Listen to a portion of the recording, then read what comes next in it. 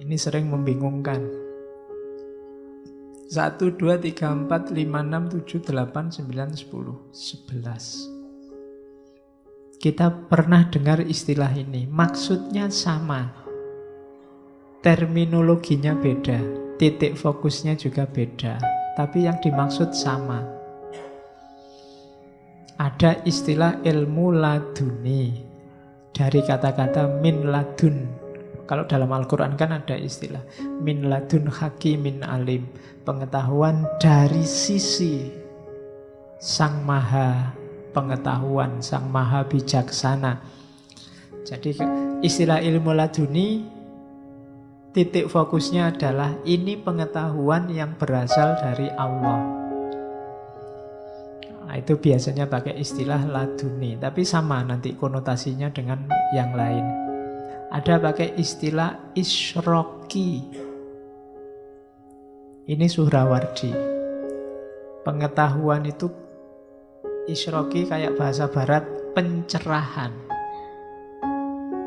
Jadi kenapa disebut isrok pencerahan? Karena ilmu ini diperoleh ketika kita terbersihkan sehingga cahaya bisa masuk.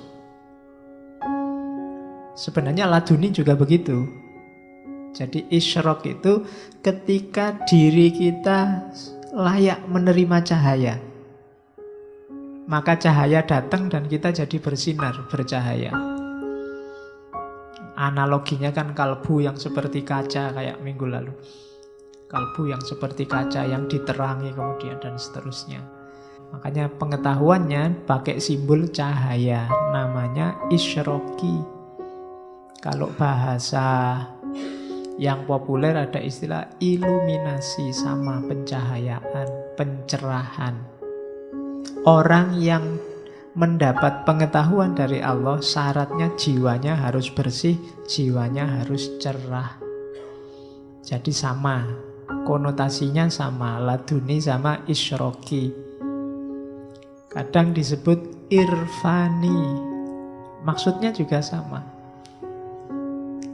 Kalau dalam Islam kan ada beda antara alim sama arif.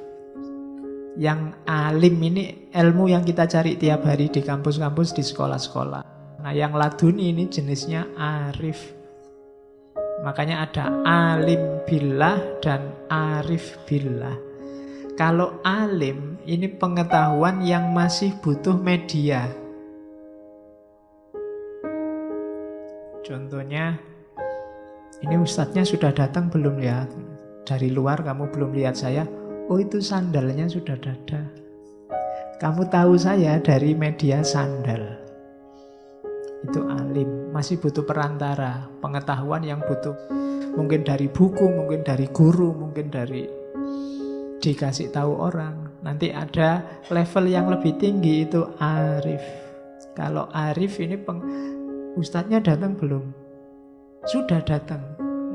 Sekarang saya di masjid dan di depan beliau. Nah, itu berarti arif, ngalami sendiri langsung. Makanya sufi itu lebih sering gelarnya, sebutannya adalah arif billah, bukan lagi alim. Kalau alim itu bahasanya Al-Quran, wa fawqa kulli dzi ilmin alim. Di atasnya orang berilmu pasti ada yang punya lebih banyak ilmu, lebih tinggi ilmu. Tidak pakai istilah arif. Kalau arif ini orangnya ngalami sendiri karena derajat kebenarannya lebih tinggi. Makanya disebut arif billah. Pengetahuan yang mendalam. Kayak misalnya kalau saya bilang kalian ada kata-kata tulisan, misalnya di sini saya nulis kalimat besar. Judulnya misalnya takut. Dengan kata-kata takut ini kalian ngerti, oh takut itu kan maksudnya Pak. Kalau ada sesuatu yang membuat kita merinding terus takut. Ini pengetahuan yang masih berjarak, masih konsep. Akan jadi arif kalau kalian hari ini memang takut. Perasaanmu sedang ketakutan, nah ini arif. Kamu ngalami ketakutan sendiri. Kalau tadi kan cuma membaca tulisan takut dan paham apa itu takut. Jadi membaca tulisan takut, paham apa itu takut, namanya ilmu. Orangnya namanya alim.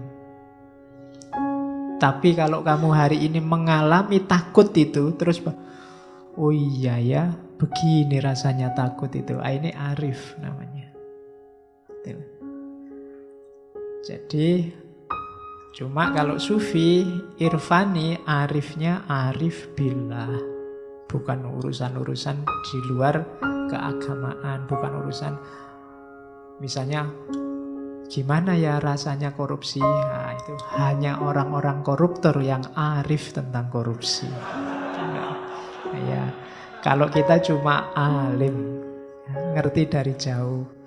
Gimana narkoba, ya yang sakau, yang arif tentang narkoba. Kita hanya alim. Nah, cuma terminologi arif sama alim ini untuk ranah agama biasanya. Nah, irfan di sini nanti satu makna dengan isyraq, satu makna dengan laduni.